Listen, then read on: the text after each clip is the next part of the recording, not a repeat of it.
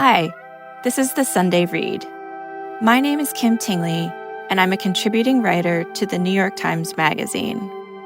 This week's episode is a story of mine from the magazine's recent issue devoted to outer space.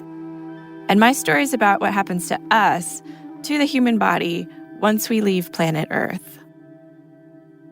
Soviet cosmonaut Yuri Gagarin went up to space in 1961.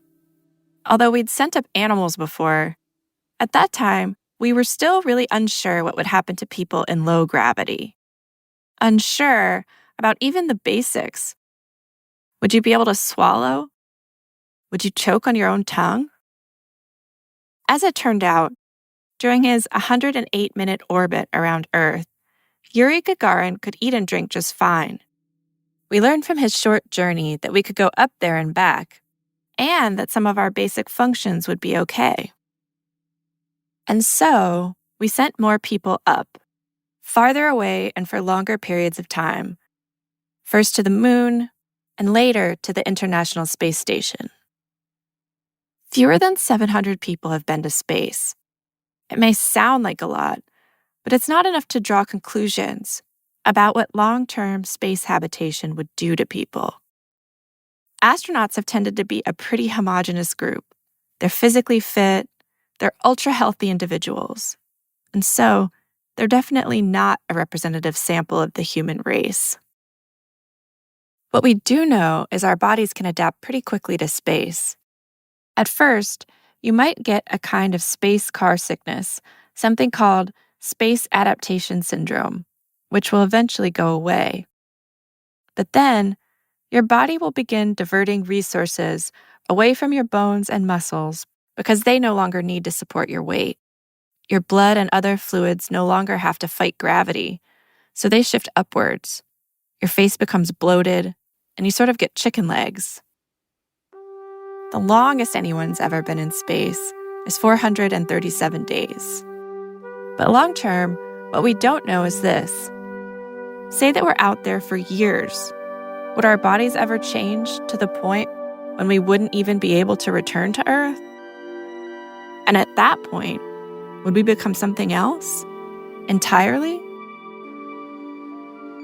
So here's my article, The Bodily Indignities of the Space Life, read by Julia Whalen. Our audio producer today is Jack Disidoro. The original music for this episode was written and performed by Aaron Esposito.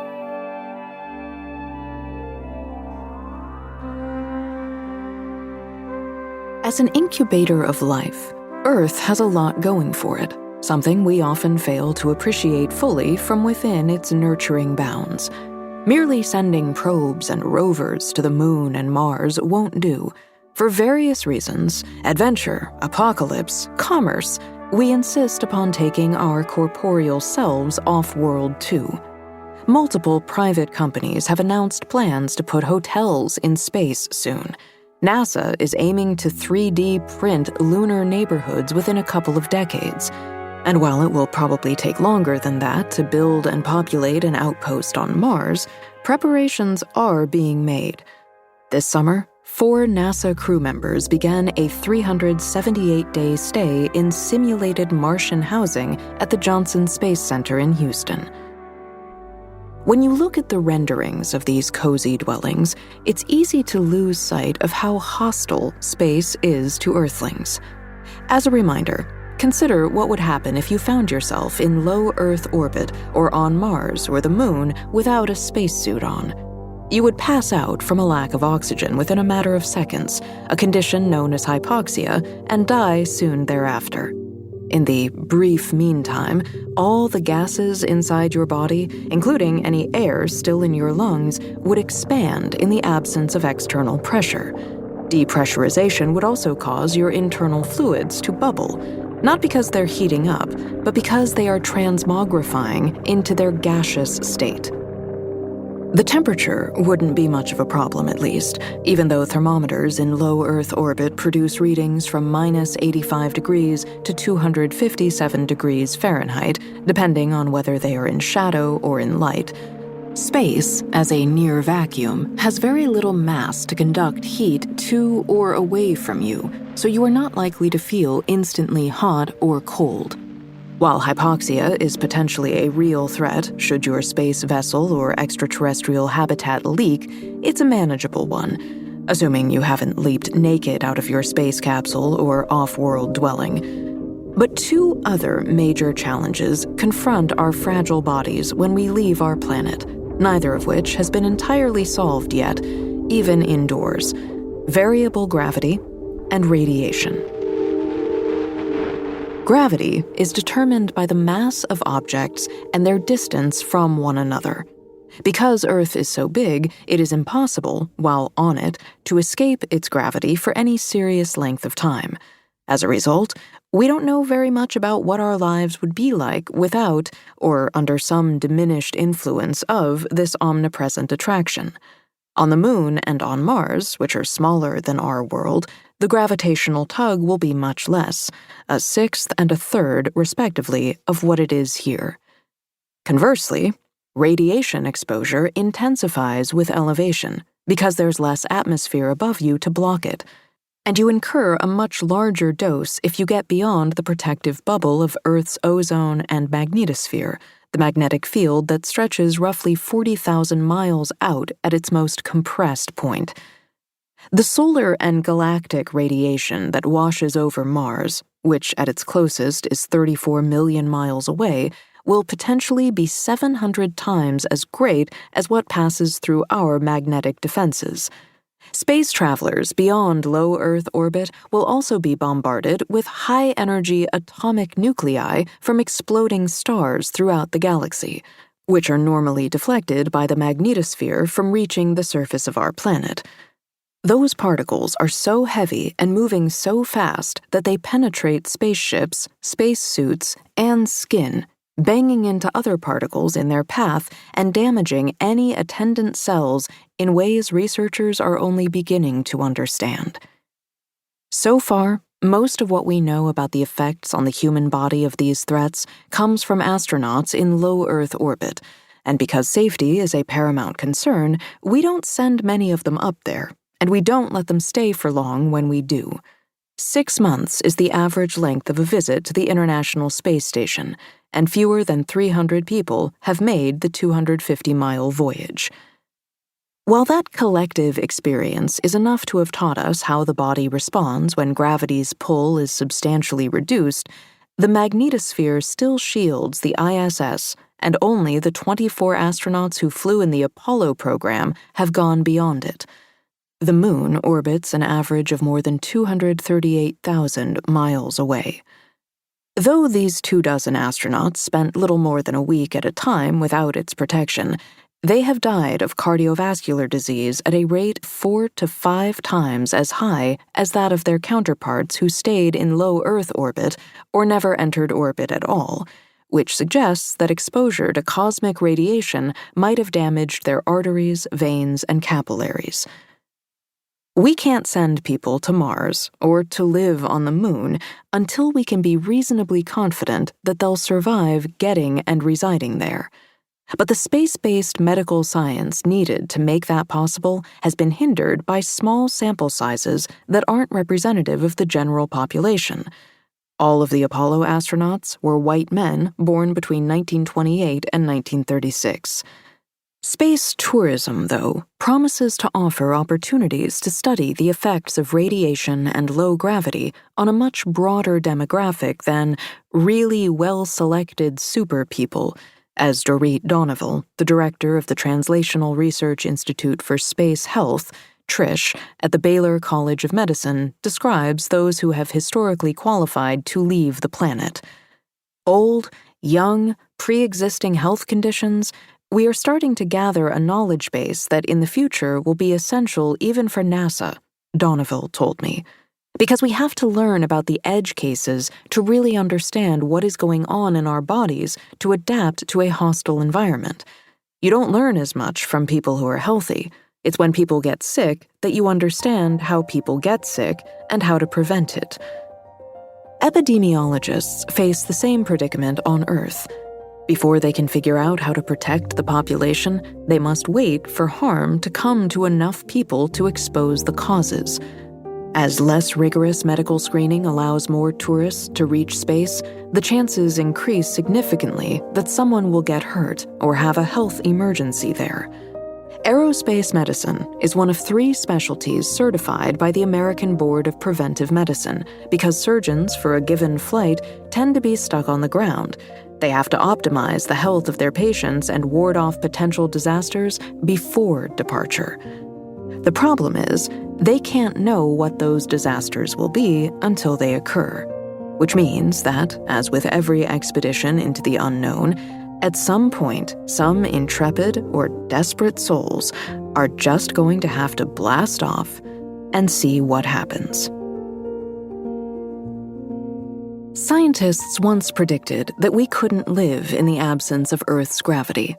Without this still barely understood force pulling us downward, how would we swallow? Wouldn't our tongues loll back into our throats? Wouldn't we choke on our own saliva? And if we survived those perils, wouldn't escalating pressure in our skulls kill us after a week or so? But when Yuri Gagarin returned from his single 108-minute orbit around our world in 1961, humanity's first trip beyond the mesosphere, he proved that our internal musculature could maintain our vital functions in conditions of weightlessness. He ate and drank up there without difficulty. Technically, he hadn't escaped Earth's influence. To orbit is to free fall toward the ground without ever hitting it, and he was in a condition known as microgravity.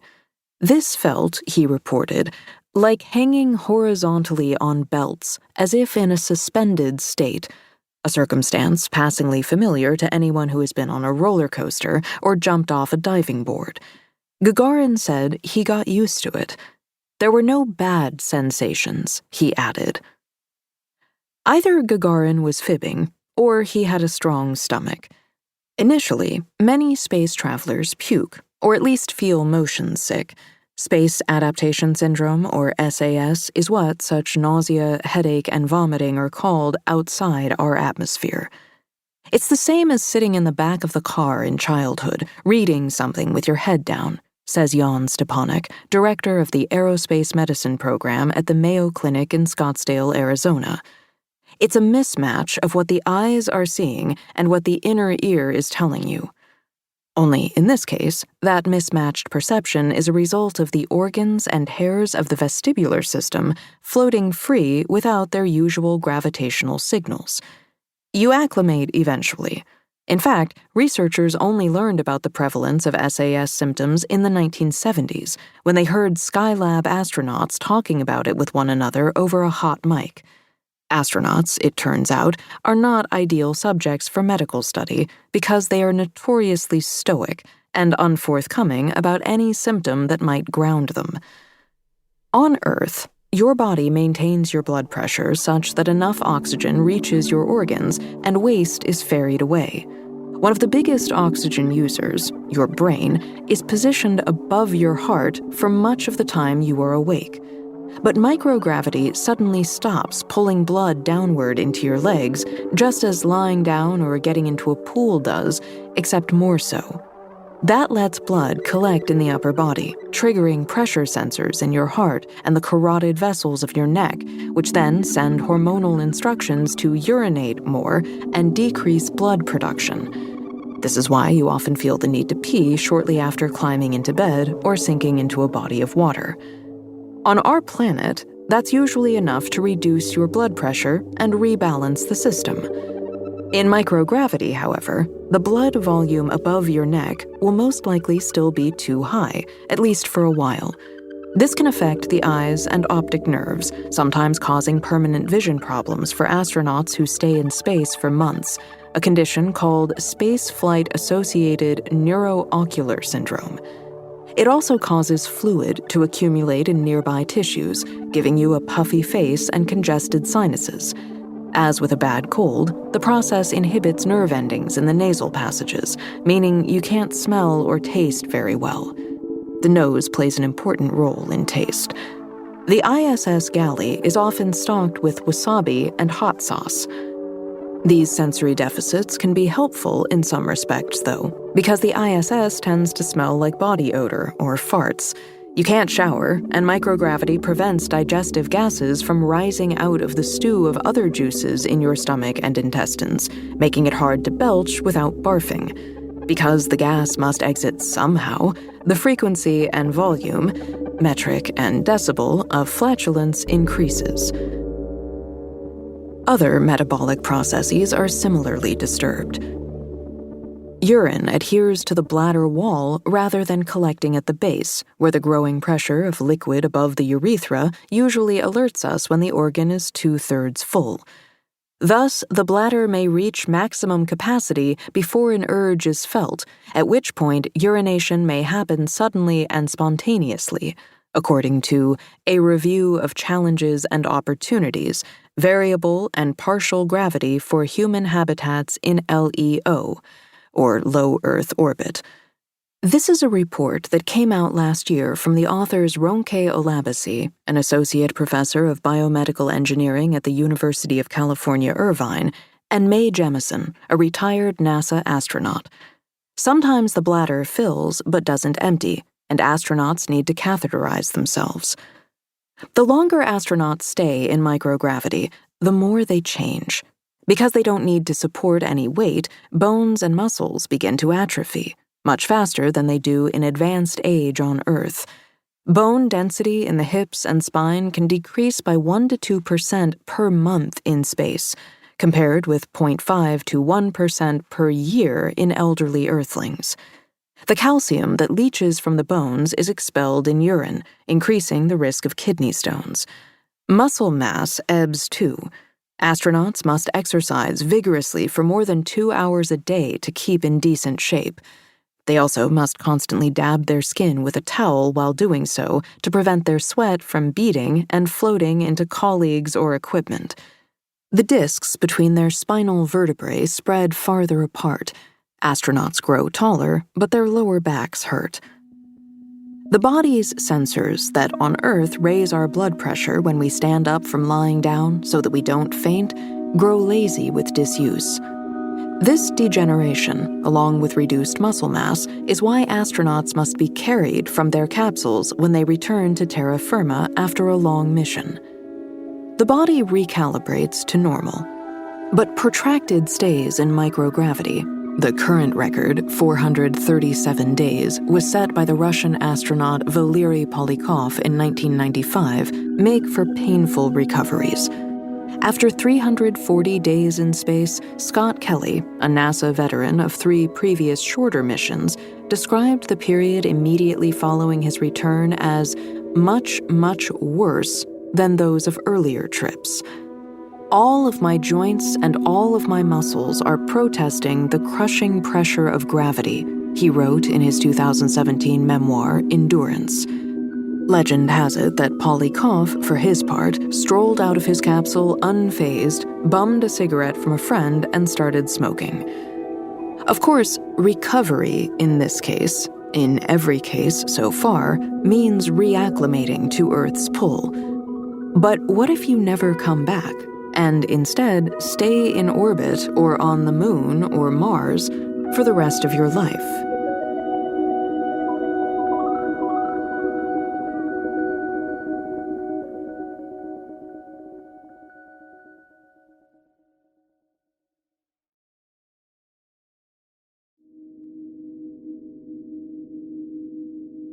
If you spin a bucket of water around your head fast enough, the water doesn't spill out.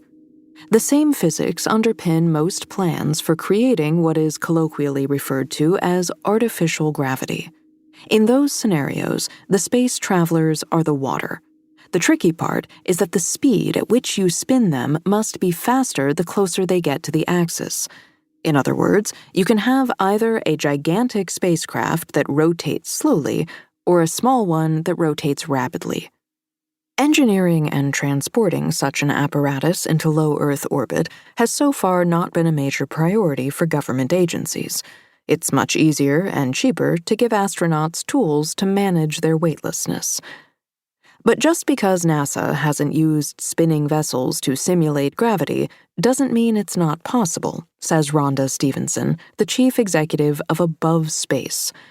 Once it raises the necessary funding, her company plans to put a small luxury hotel into orbit within 5 years and have a larger facility operational within another 10 years. In renderings, these establishments look like giant gears with rooms in their cogs. Folks don't realize where we are right now and how technologically advanced we are today, she told me. Stevenson's priorities, like those of other space tourism operators, are oriented toward fun and comfort, not forbearance and science.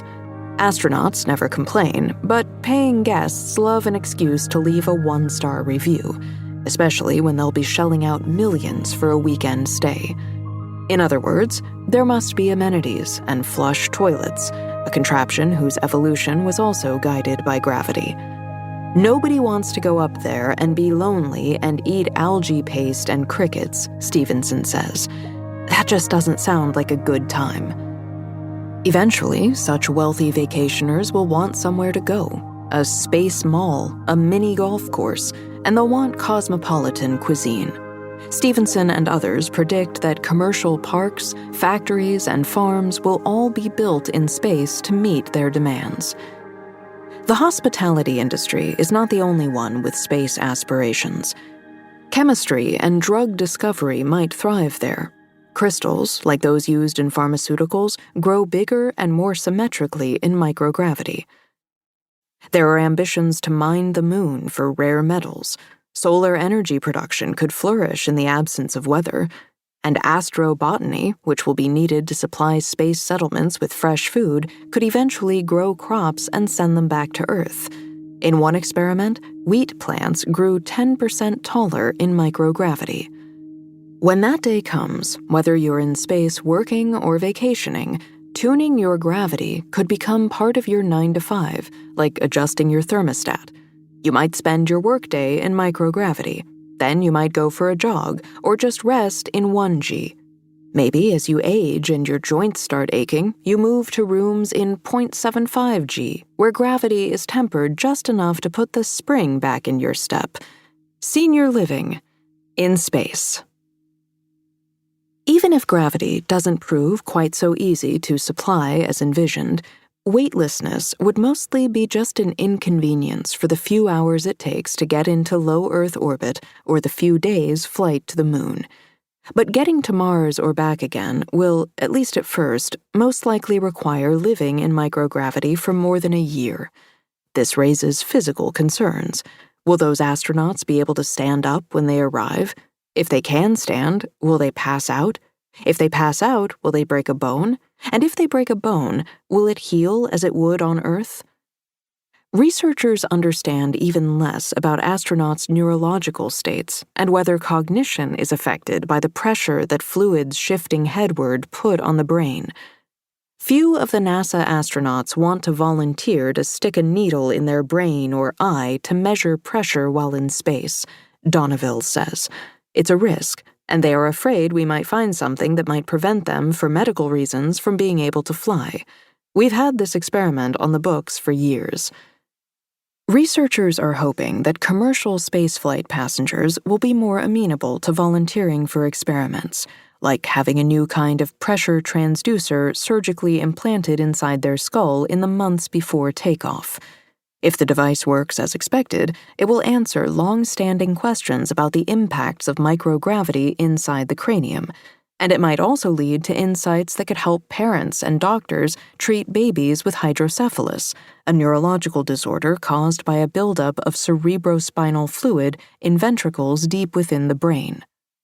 Scott Kelly's mission on the ISS, nearly a year long, was designed to learn what might happen to astronauts during a flight to Mars. It took advantage of a unique scientific opportunity. Kelly has an identical twin brother, Mark Kelly, a retired astronaut and now a senator from Arizona. While Scott Kelly went to space, a genetic replica of him, or close to it, stayed behind. When he returned, researchers compared the two men at a molecular level to see what had changed in Scott but not in Mark. Soon, we might be able to do this kind of experiment by using stem cells from an astronaut's blood to grow mini organs that can be exposed to high levels of radiation or microgravity in space, which should show how the astronaut's actual organs would react to off-world living. Our thinking was, in the future, each astronaut could give us a few milliliters of blood, and we could make a platform for each individual. Gordana Vuniak-Novakovic, a professor of biomedical engineering and medical sciences at Columbia University, told me. Space appeared to remodel Scott Kelly in subtle but perhaps significant ways. He incurred a small amount of DNA damage, believed to be caused by radiation exposure. Astronauts' radiation doses are tracked over their lifetime. If these become too high, they can no longer go to space. He also experienced epigenetic changes, modifications in how genes are expressed that can be heritable, a feature that helps humans and other creatures preserve useful adaptations without waiting for evolution to do its brutal work. Those alterations, which reverted nearly to their baseline state after Kelly's return, gave scientists a sense of what genes might be most impacted by lengthier stays in space. One of the most puzzling changes researchers observed was in his gut microbiome, as the community of bacteria, fungi, and viruses that live in the digestive tract is known. The species of bacteria were the same, but their proportions in relation to one another had shifted considerably, probably in part because the food Kelly ate was quite different. Such rearrangements among the microorganisms could be a cause for concern because they are involved in digestion, metabolism, and immunity, and changes to their composition have been associated with neurological and physiological conditions. Reduced immunity could be especially dangerous in space, where microgravity also appears to cause bacterial cell membranes to thicken and make bacteria more resistant to antibiotics and more likely to cause severe disease.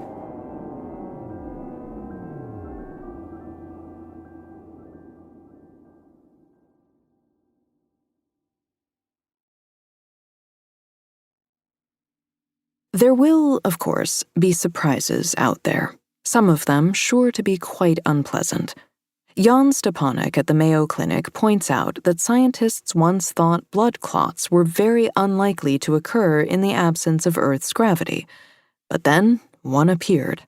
In fact, in a 2019 study, an international group of researchers reported that the blood flow in the jugular veins of 6 of 11 ISS crew members they monitored had, by around day 50 in space, either stagnated or reversed direction, and one of the 6 had a potentially fatal thrombosis with no symptoms. Luckily, physicians had already stocked the ISS with a 40-day emergency supply of anticoagulants, among other medications, just in case. Space medicine experts are adept at imagining dire scenarios. What if somebody develops appendicitis, says Natasha Cho, an emergency medical physician and professor of aerospace medicine at the University of Texas Medical Branch. If we go to Mars, you can't pull a U-turn. Do you send a surgeon? What if they are the one who gets appendicitis? She and other flight surgeons are mindful of the case of a 27-year-old Soviet doctor, Leonid Rogozev, who in 1961 had to give himself an appendectomy at a base that he and a team of 11 others built in Antarctica. He did it by feel, after finding the inverted images in a mirror disorienting. Within 2 hours, he had removed the infected organ and sutured himself up. A helpful colleague snapped photographs for posterity. UTMB often sends trainees in aerospace medicine to practice at a research station in Antarctica, an environment in which doctors may be called upon to perform medical procedures they haven't performed in many years with limited supplies. Ronak Shah, director of aerospace medicine at UTMB, puts the quandary this way. Do you have the tools and support staff to complete those procedures? Then, referring to the doctor on the original Star Trek, he adds, people often envision that surgical suite that Dr. McCoy had.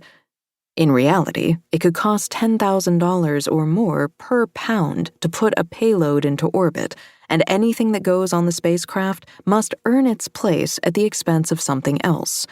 There's a defibrillator and a portable ultrasound on the ISS, but no CT scanner or MRI machine. Major surgery could result in the patient's insides floating out. Even giving injections in space requires comprehensive planning. Rogozov could at least give himself Novocaine. Cho was the flight surgeon for NASA astronauts on the ISS when the coronavirus vaccine became available, and she had to decide whether to send it up on a routine resupply flight. The decision involved weighing the protection of the astronauts when they landed on Earth, conceivably with compromised immunity, versus considerations about how to get liquid into a syringe, how any side effects could make astronauts incapable of performing their duties, how to keep the vaccine cold enough, and how to dose it without wasting any. An ethical conundrum in the days when there was not enough to go around on Earth. Ultimately, Cho decided they would have to wait until their return. It's a truism of our species that the moment we encounter a new and challenging environment, a mountaintop, say, or an airplane bathroom, we feel compelled to find out what will happen if we engage in coitus there. Naturally, then, as soon as the first billionaires check into the first space hotels, they will be thinking about becoming the inaugural members of the 250-mile high club. This raises the issue. There really aren't rules for medical experimentation in space that cover tourists' behavior. If someone wants to have sex in space or have a baby in space, there's no framework to provide guidelines, Dorit Donneville says. We need to make sure commercial spaceflight provides opportunity for good science. The last thing we want to do is have it turn into the Wild West and do stupid things that could get people hurt or create bad press and turn people against space travel. That damages the whole industry. So, should space travelers choose abstinence until a formal entity declares space sex safe? Is it possible that this threshold has already been breached? Fewer than 700 people have flown to space so far, and it is often easy to identify who they are in research publications, which can make them reticent about details that might satisfy behaviorists.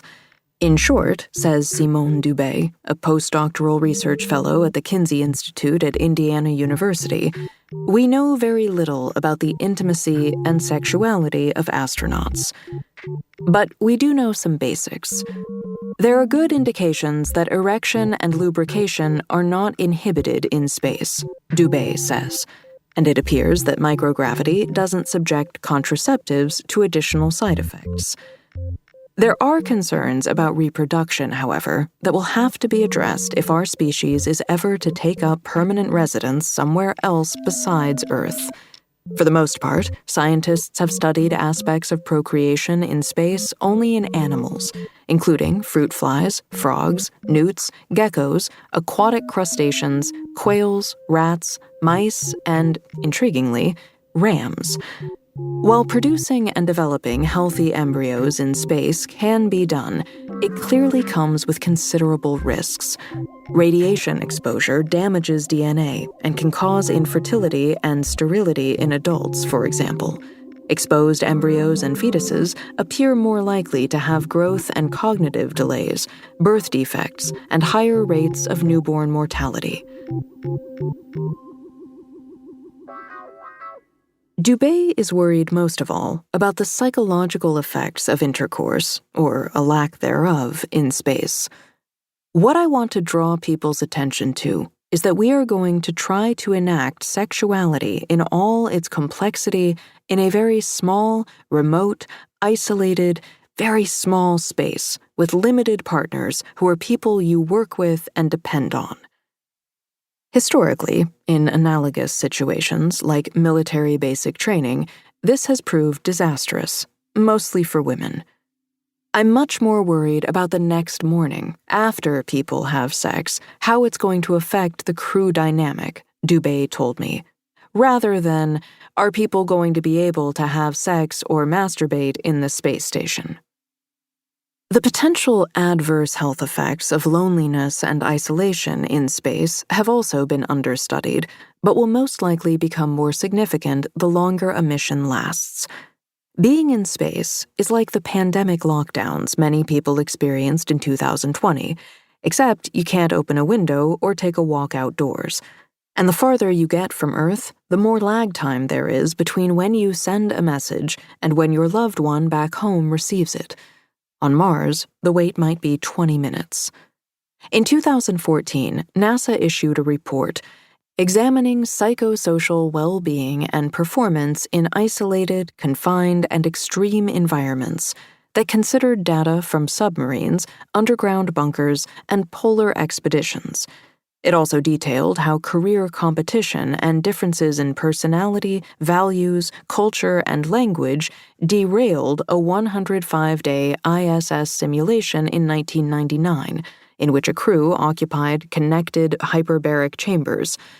A physical fight broke out among two of the crew members, a sexual harassment incident was reported, and one protesting crew member withdrew from the study, the report's authors wrote. In the context of spaceflight, where individual escape or mission termination is rarely an option, they predicted events such as this will certainly place individual psychosocial health and performance, as well as mission success, in extreme jeopardy.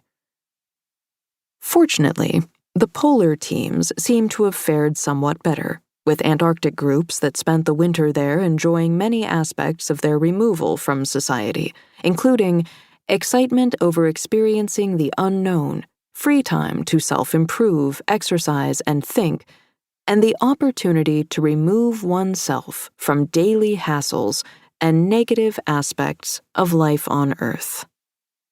Will we miss Earth, those of us who leave it? If we yearn to come back home, can we? It seems miraculous that over billions of years, our planetary circumstances enabled protozoa to evolve into people.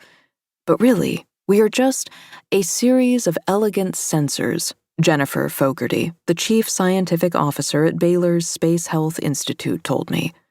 Our bodies, obsessed with hoarding the energy we require to stay alive, ruthlessly divest themselves of any features and capacities that are going unused without, so to speak, a backward glance. If we do think all the way out to colonization, Fogarty wonders, would those people who had a sustained presence there, would their body operate differently and be less compatible with Earth? That wouldn't necessarily be bad. It would mean those people were better suited to the Moon or Mars. But adaptation is a zero-sum game. The concern would be if some of those capabilities are lost over generations, she went on. Do we bring Earth with us? Create artificial gravity? If we take Earth with us, are we going to stall evolution? Or do we let people start with an adaptive response, and maybe it's hard for people multiple generations later to come back? In other words, are we, in some essential sense, Earthlings, incapable of fully casting off the biology our home planet designed for us? Or could we become, the extraterrestrials we've so long fantasized about? It seems that, one way or another, we're committed to finding out.